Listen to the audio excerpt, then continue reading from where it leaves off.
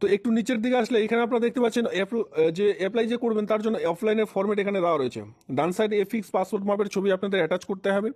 Name of the applicant, এখানে পুরো নাম বসাতে হবে, সকল সমস্ত ফিল করবেন মাধ্যমিকের অ্যাডমিট কার্ড অনুযায়ী মাধ্যমিক পাশের। আর এখানে যে সকল ফিল আপ করবেন প্রত্যেকটি ঘরে কিন্তু আপনাদের ব্লক লেটারে ফিল আপ করতে হবে। মাথায় রাখবেন ব্লক লেটারে কিন্তু ফিল আপ করতে হবে, কোনোরূপ স্মল লেটারে আপনারা ফিল আপ করবেন না। ফার্স্ট অফ অল আপনার নাম, এরপরে অ্যাড্রেস উইথ কন্ট্যাক্ট নাম্বার। এই যে ছোট্ট করে বক্সটি রয়েছে, এই ছোট্ট করে বক্সটির মধ্যে আপনার পুরো অ্যাড্রেস সঙ্গে আপনার কিন্তু কন্ট্যাক্ট নাম্বার মানে ফোন নাম্বারটি কিন্তু বসাতে বলা হয়েছে। তো আপনারা একটু সুন্দর করে ছোট ছোট করে এই সকল ঘরগুলি ফিল আপ করে নেবেন।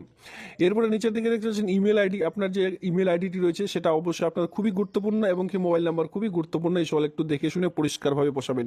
ডেট অফ বার্থ যেটা রয়েছে মাধ্যমিক পাশের অ্যাডমিট কার্ড অনুযায়ী সেটা আপনারা বসাবেন। Age as on closing date, এখানে আপনারা দেখতে পাচ্ছেন এই যে মানে আবেদনটি লাস্ট ডেট রয়েছে 20/4/2025 তারিখ, এই অনুযায়ী টোটাল আপনার কত বয়স হচ্ছে সেটা এখানে বসাতে বলা হয়েছে। এডুকেশনাল কোয়ালিফিকেশন কত দূর আপনাদের কোয়ালিফিকেশন রয়েছে, অবশ্যই এখানে আপনাদের যে বিএ পাস লাগবে সেই বিএ পাসের এখানে সকল সমস্ত রকম পার্সেন্টেজ থেকে শুরু করে সকল সমস্ত রকম বসিয়ে দেবেন।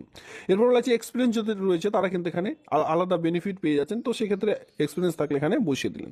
এবার এখানে কি বলা আছে যে সকল সমস্ত রকম ডকুমেন্টস একসঙ্গে স্ক্যান করে দিয়ে আপনারা চাইলে এই ইমেল আইডি যেটা আমি একটু আগে দেখালাম ইমেল আইডি অথবা বাই পোস্টের মাধ্যমেও কিন্তু স্পিড পোস্টের মাধ্যমে কিন্তু পাঠাতে পারেন।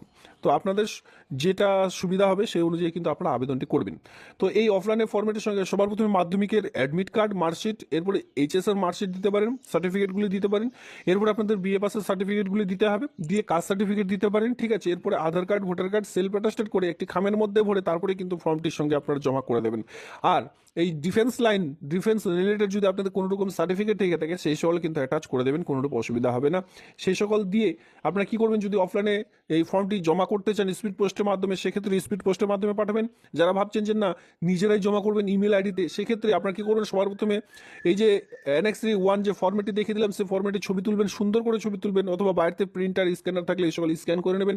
নইলে কিন্তু মোবাইলে খুব সুন্দর করে ছবি তুলে এক এক করে সিরিয়াল বাই সিরিয়াল ছবি তুললেন, সেটাকে পিডিএফ ফরম্যাটে একটি পিডিএফের মধ্যে কনভার্ট করে সেটা কিন্তু ইমেল আইডি যেটা আমি দেখিয়ে দিলাম এই ইমেল আইডিতে জাস্ট স্ক্যান করে পাঠিয়ে দিন, আবেদনটি একেবারে কমপ্লিট হয়ে যাবে। আর যদি এটা অসুবিধা মনে হয় সেক্ষেত্রে সকল সমস্ত ডকুমেন্টস একটি খামের মধ্যে ভরে তারপরে ফর্মটি জমা করে দিন, নির্দিষ্ট সময়ের মধ্যে অবশ্যই স্পিড পোস্টের মাধ্যমে পাঠাতে